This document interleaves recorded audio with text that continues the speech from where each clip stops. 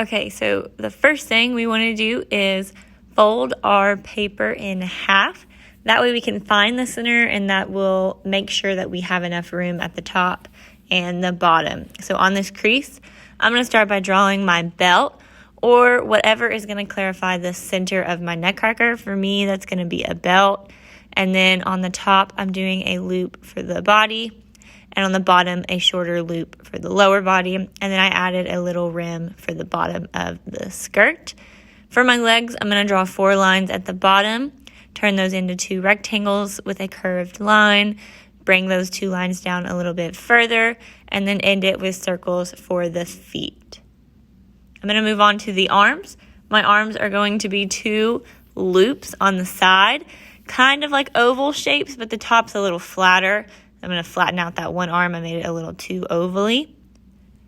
And then I'm going to do a similar pattern for my arms as I did my legs. So 2 lines, and instead of turning that into another rectangle, I'm going to do a rounded triangle shape. And then for those hands, it is some circles. For my head, I'm going to do 2 curved lines on the side like parentheses. I'm going to top my head off with a crown here in a second, but I also added hair on the side.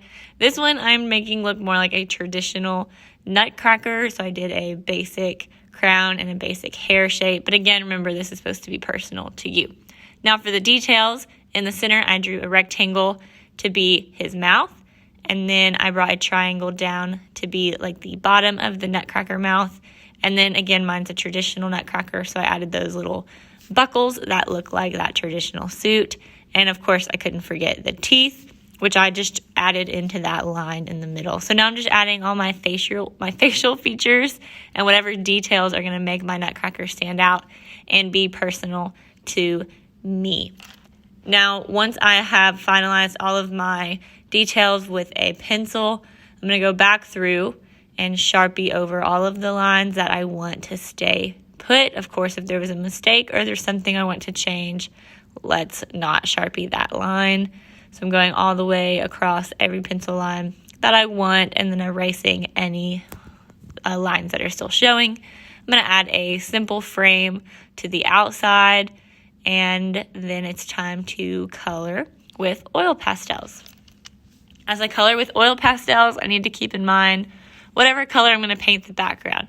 So of course, with my Nutcracker right now, I would not want a red background, because then he would blend into the background and you would not be able to see his body. So I'm going to think about all of my color choices before I begin, and then making sure that it is still on theme to whatever decisions I've made. So mine is, again, a traditional Nutcracker, so I kept traditional Christmas colors. But if yours is a baker, then make sure your colors are making sense, or ballerina.